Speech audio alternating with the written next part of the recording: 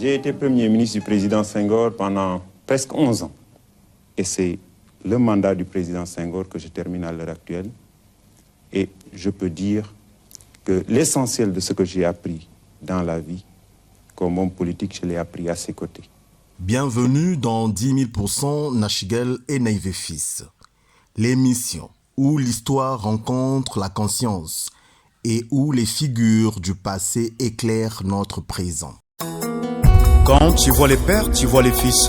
Aujourd'hui, nous vous emmenons au cœur d'un parcours exceptionnel, celui d'un homme d'État, dans la sagesse, la rigueur et le sens du dialogue, ont marqué l'Afrique et le monde francophone. Abdou Diouf, de Louga à Paris, du palais présidentiel de Dakar à la tribune internationale de la francophonie, son itinéraire est celui d'un bâtisseur, discret mais déterminé. Installez-vous confortablement, car ce voyage dans la mémoire collective promet d'être 10 000% inspirant, 10 000% Nachiguel et résolument naïf dans sa quête de vérité. Né le 7 septembre 1935 à Louga, au Sénégal, études secondaires à Saint-Louis, puis études de droit à l'université de Dakar et à Paris. Diplômé de l'École nationale de la France d'outre-mer en 1960, major de sa promotion. Carrière politique.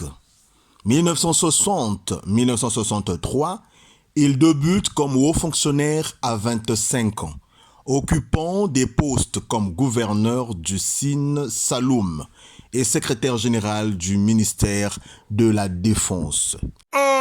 1964-1968, secrétaire général de la présidence sous Léopold Sédar Senghor.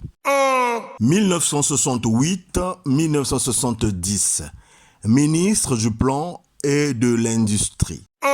1970-1980, Premier ministre du Sénégal, poste qu'il inaugure en tant que premier titulaire. 1981-2000, président de la République du Sénégal, succède à Senghor.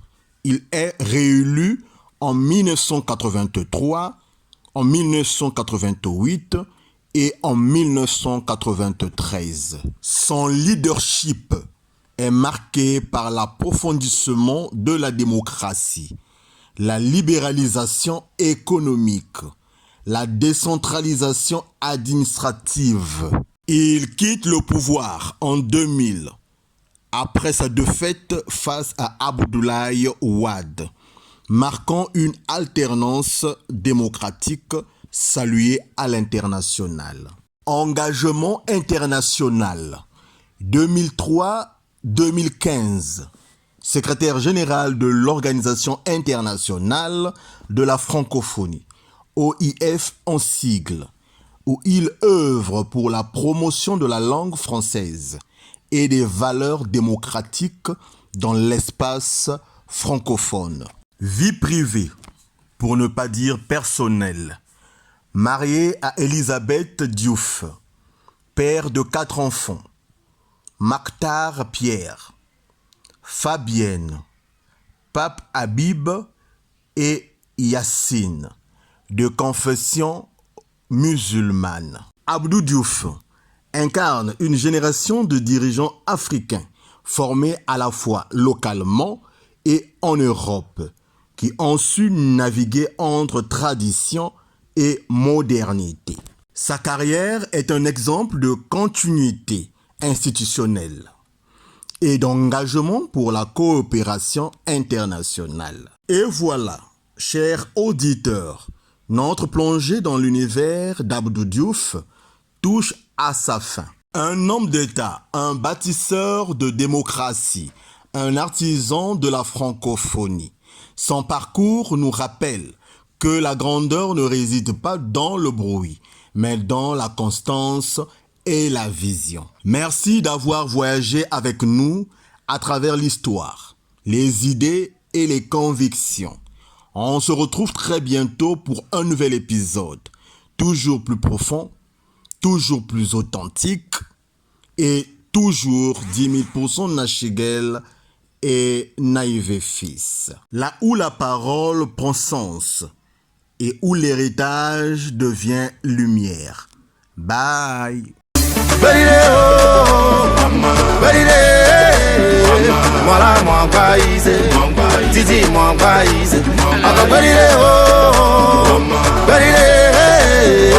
voilà mon pays, Didi mon pays.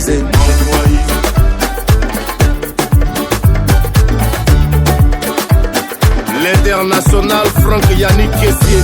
Tu ne peux pas demander la pluie et avoir peur de la boue.